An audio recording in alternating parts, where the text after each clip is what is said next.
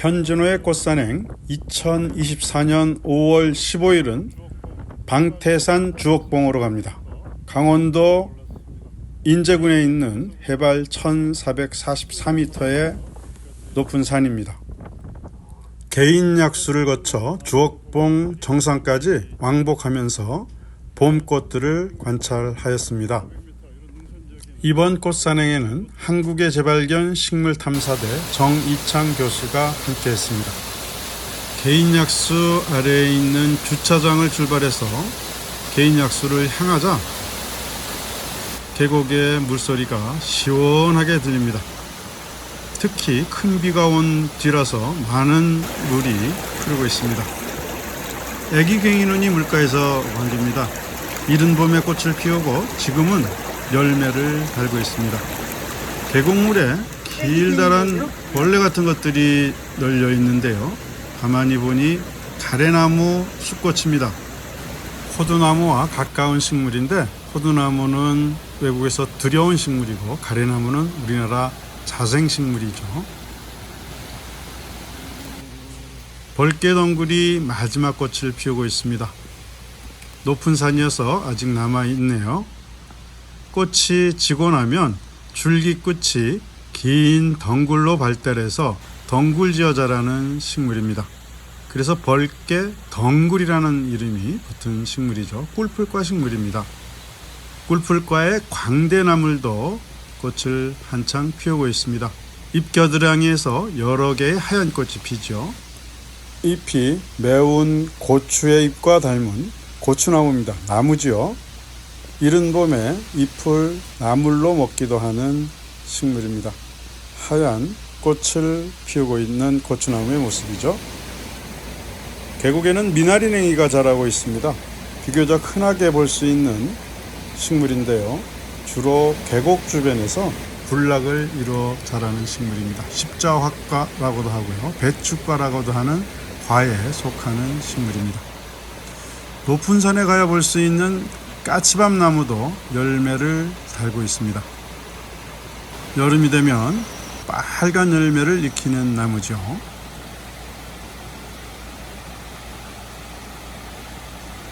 이곳 방태산에는 같은 속에 명자순도 자라고 있는데 이날 산행에서는 명자순은 만나지 못했습니다.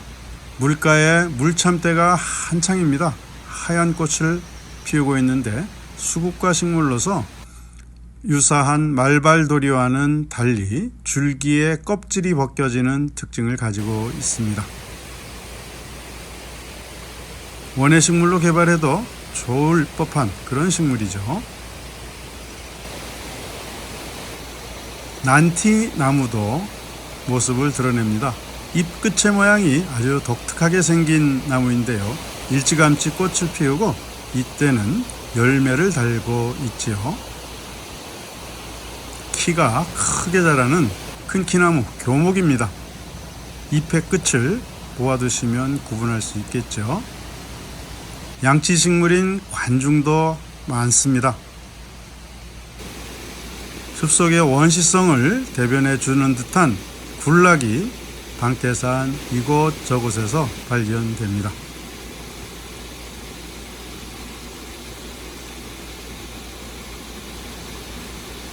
정원에 심으면 관상가치도 높은 식물이라고 할 수 있습니다. 둥근잎 천남성 또는 넓은잎 천남성이라고 하는 천남성 종류도 꽃을 피우고 있습니다. 불련포라는 꽃사계가 꽃 차례를 싸고 있는데 불련포의 모양이 독특하게 생겼죠. 주차장에서 개인 약수까지는 약 50분 정도 걸리는 그런 거리인데요. 여기에 자연성도 매우 높습니다.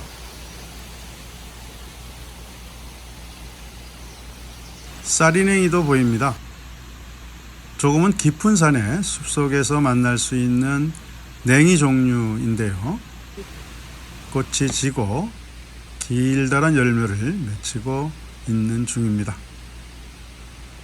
계곡의 물소리가 계속해서 들리고 계곡을 따라서 개인 약수까지 올라가게 됩니다.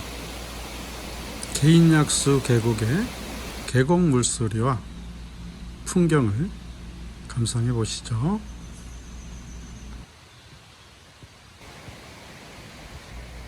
크게 자란 황병나무도 보이는군요. 운양과의 식물인데요. 줄기를 눌러보면 푹신푹신한 질감이 아주 좋습니다. 그게 황병나무를 구분하는 특징이기도 하죠. 코르크층이 발달한 줄기를 눌러보았을 때 푹신푹신한 느낌이 난다면 바로 이 황병나무지요. 까치박달이 아주 많습니다. 어떤 지역에서는 까치박달이 군락을 이루기도 하는데 자작나무과에 속하는 식물입니다. 이른 봄에 꽃이 피고 암꽃과 숫꽃이 한 나무에 피고요. 지금은 열매가 성숙해가고 있는 단계였습니다.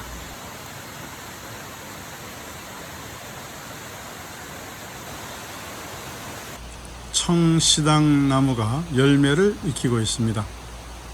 어린 줄기를 보면 푸른 색을 띠기 때문에 청시당나무라는 이름이 붙었고, 이 푸른 어린 줄기가 비슷한 종류인 시당나무와 구분하는 포인트가 되기도 합니다.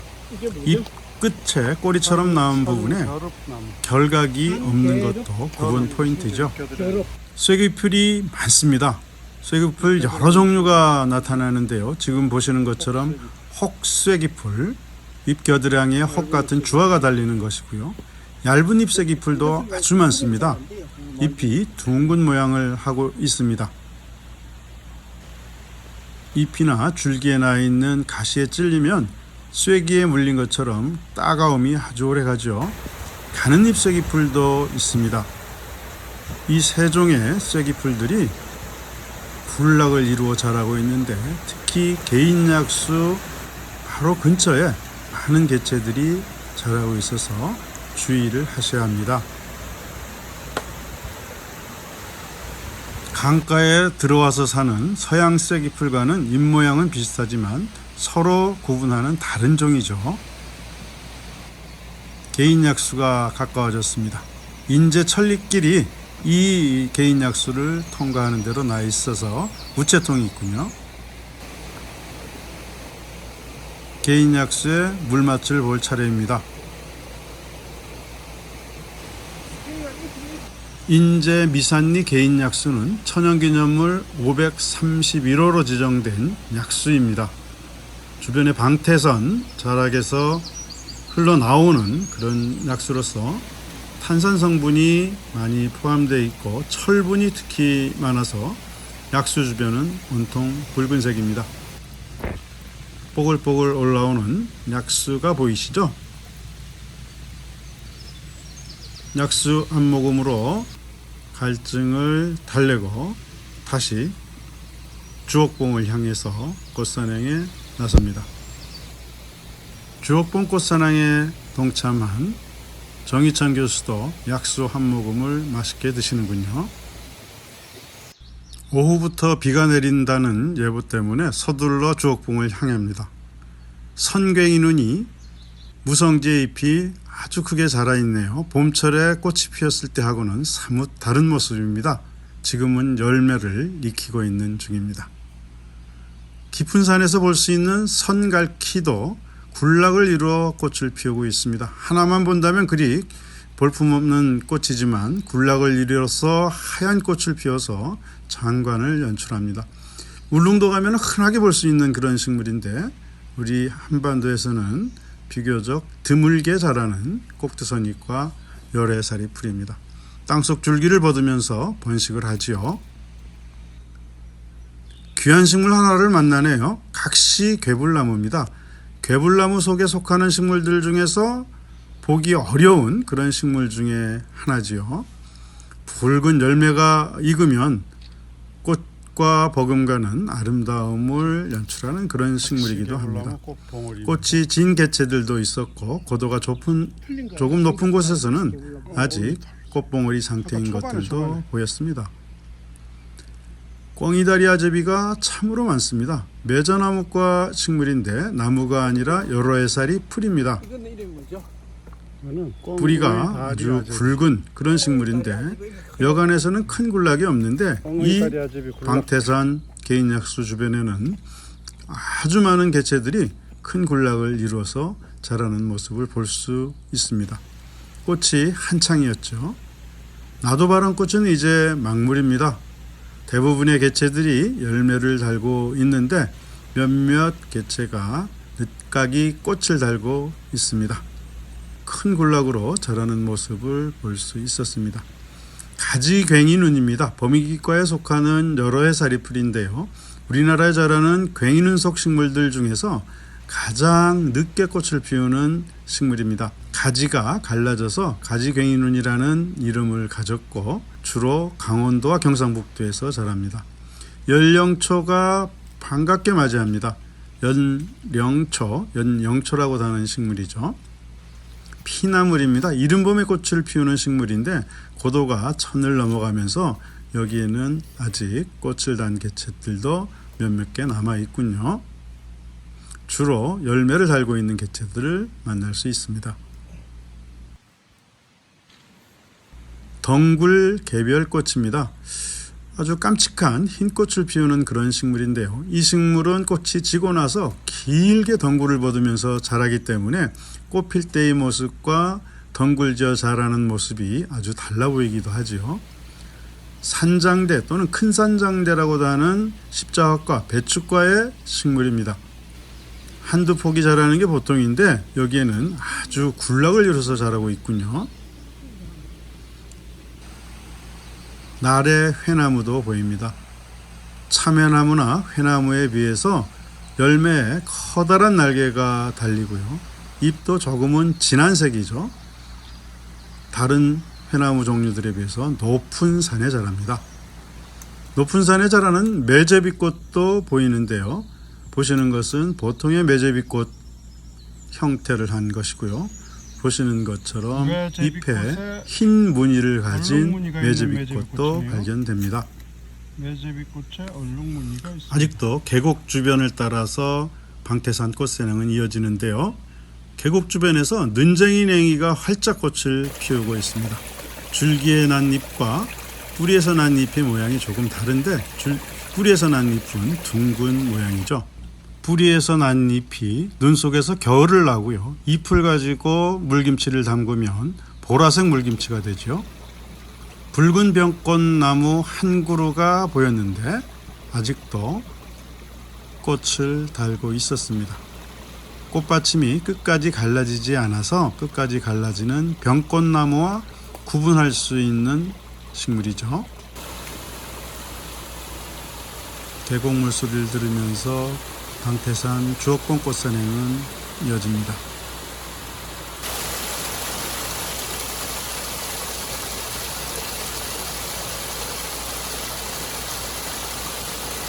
참꽃마리가 꽃을 피우고 있습니다. 덩굴 꽃마리에 비해서 줄기 끝부분에 발달한 꽃차례 중간중간에 잎이 달리죠. 꽃차례에 잎이 달리는 특징으로 구분할 수 있죠. 도깨비 부채 어린 개체도 몇 개가 눈에 띄었는데 어딘가에는 이곳 주변에 큰 개체들도 있겠죠. 계곡 주변에는 봄철에 노란 꽃을 피우는 동이나물도 보입니다. 잎이 곰치처럼 생겼지만 독초기 때문에 먹으면 큰일 나죠. 열매가 익어가는 동이나물의 모습을 볼 수 있었습니다.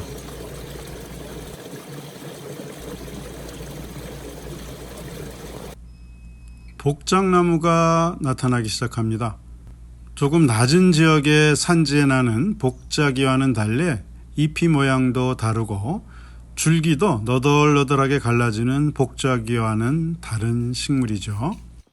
거제수나무가 나타나기 시작합니다. 자작나무의 일종인데요. 수피가 너덜너덜하게 벗겨지죠. 아래쪽에서는 꽃이 지고 있던 연영초가 이제 활짝 꽃을 피우고 있습니다.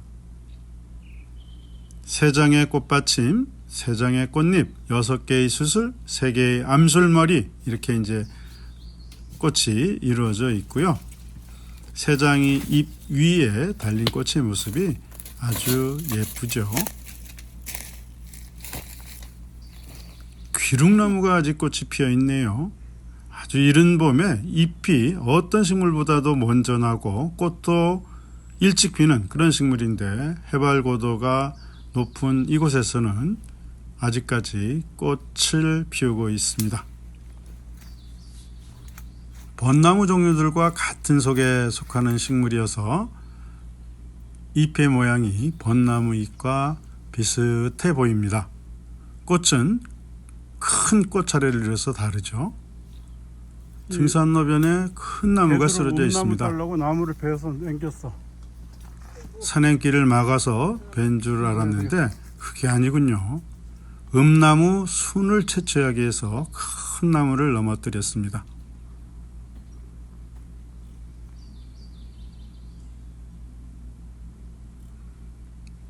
봄철에 음나무 순이 고가로 팔리기 때문에 채취하기 위해서 자른 듯해 보였습니다. 이제 등산길은 계곡을 버리고 능선으로 오르기 위해서 사면으로 나 있습니다. 이 사면에 참으로 많은 봄꽃들이 자라고 있습니다. 먼저 만난 것은 산겨릅나무입니다. 단풍나무과 식물인데 단풍나무하고는 잎 모양이 다르죠. 줄기가 약간 푸른색을 띠는데요. 이 산겨릅나무는 숙취해소에 좋다고 해서 순환을 당하고 있는 나무이기도 합니다. 열매의 모양을 보면 단풍나무에 씨과 날개가 있어서 잘 날아가는 그런 씨과 형태를 하고 있어서 단풍나무 사촌임을 알 수 있죠. 아직은 어린 열매 모습입니다.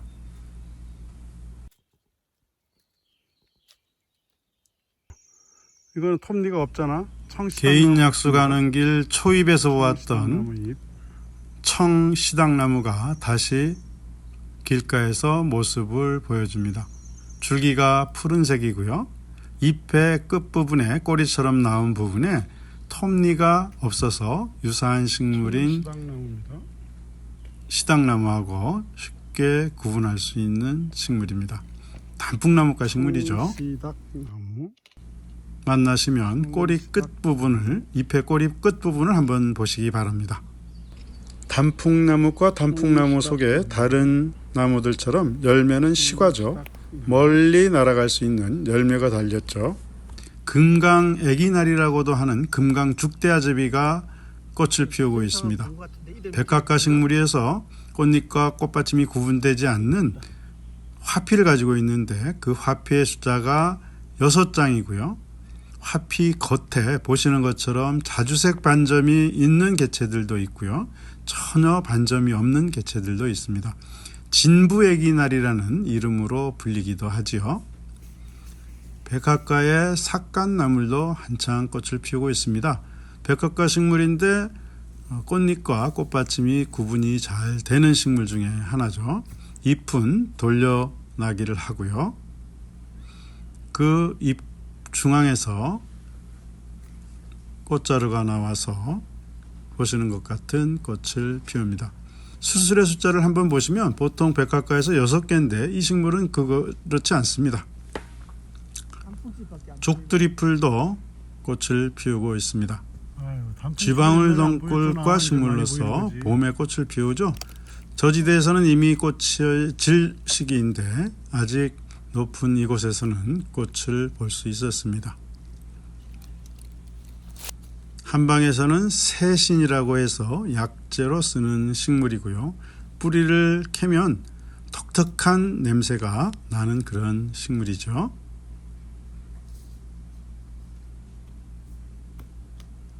잎 밑에 달리는 꽃은 꽃받침 통과 꽃받침 조각으로 이루어져 있는 그런 식물입니다. 이곳에 많은 개체가 무리를 지어 자라는 모습을 볼 수 있습니다. 잎 뒷면을 보고 계시고요. 털이 이렇게 많은 개체도 있고 털이 없는 개체들도 있습니다. 밑에서 보았던 복장나무가 여기는 군락을 이루고 있습니다. 이 복장나무는 해발 1000m 이상 지역에서 아주 드물게 볼 수 있는데 이곳에서는 그 드문 복장나무가 아예 군락을 이루어서 자라고 있는 모습을 볼 수 있습니다. 줄기입니다. 몇몇 다른 복장나무 화렵수들과 함께 섞여서 많은 복장나무들이 자라고 있습니다. 붉은색 나무입니다. 새싹을 달고 있는 복장나무의 특이한 모습을 복장나무. 보고 계십니다.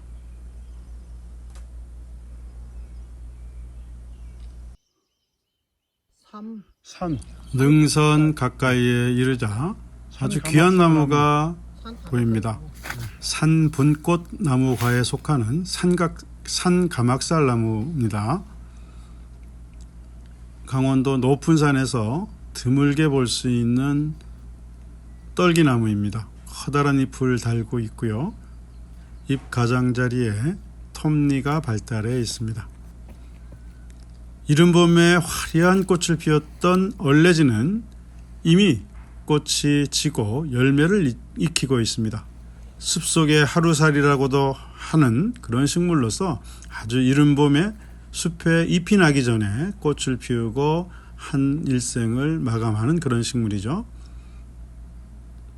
잎과 열매, 씨가 모두 이제 6월이면 떨어져서 지상부에 남아 있지 않습니다. 노랑제비꽃도 아직 노랑제비꽃도 꽃이 꽃을 남아있습니다. 피우고 있네요. 일부는 일찍 열매를 피는 달고 그런 있고, 봄꽃이기 때문에 저 지대에서는 꽃을 피우고 이미 있습니다. 열매를 달고 있을 텐데 이곳에서는 열매를 단 개체들과 함께 꽃이 핀 개체들도 여러 발견됩니다. 열매의 모습이고요. 능선에 오르자 신갈나무들이 많이 자랍니다. 이 신갈나무는 높은 곳에 능선에서 군락을 이루어서 자라는 나무입니다. 많이 올라왔군요. 깃대봉, 주옥봉으로 갈라지는 갈림길입니다. 산번나무가 자라고 있습니다. 사실 오늘 방태산 꽃산행은 이 산번나무를 좀 보기 위해서 왔는데요. 10여 그루 이상이 능선에 자라고 있었습니다. 고산식물인 두루미꽃도 막 꽃을 피우기 시작했습니다. 키가 낮은 작은 식물인데 앙증맞은 꽃을 피우고 있습니다. 완전히 밭이던데.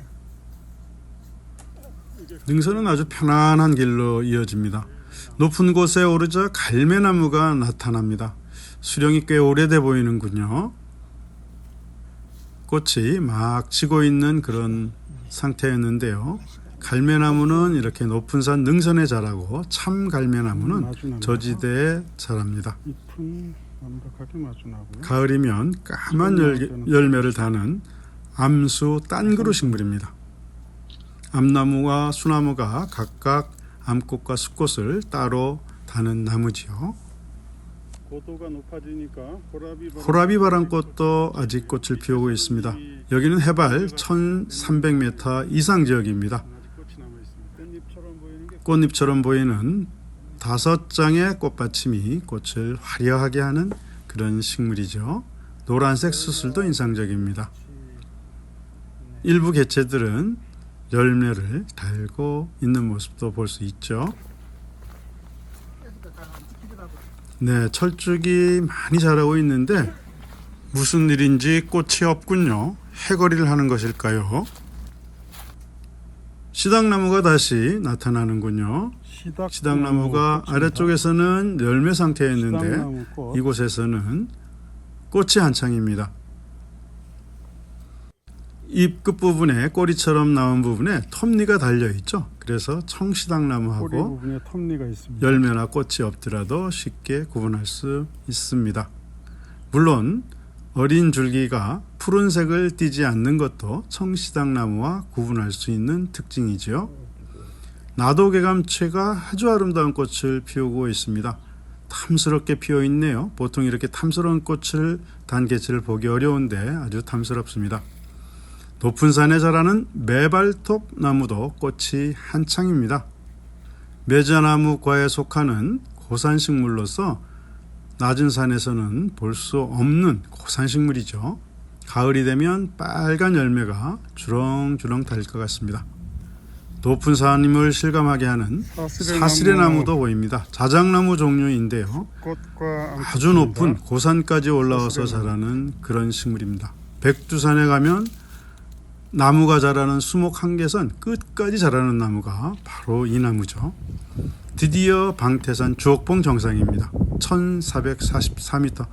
바람이 불고요. 이날 오후에 비가 온다고 예보가 돼 있어서 마음이 바쁩니다. 방태산 정상 부근에는 여기는 방태산 비룩나무가 아직 정상입니다. 꽃을 해발 피우고 있고요. 또 1444m입니다. 철쭉꽃도 정상에는 아직 피어 있는 철쭉이 다 피지를 모습이었습니다. 않고요. 막 개화를 시작한 상태이고 귀룩나무가 활짝 꽃을 피우고 있습니다. 철쭉이 높은 산으로 갈수록 더 진한 빛을 띠는 것 같습니다. 이제 막 꽃봉오리를 터뜨리고 있는 상황이었고요.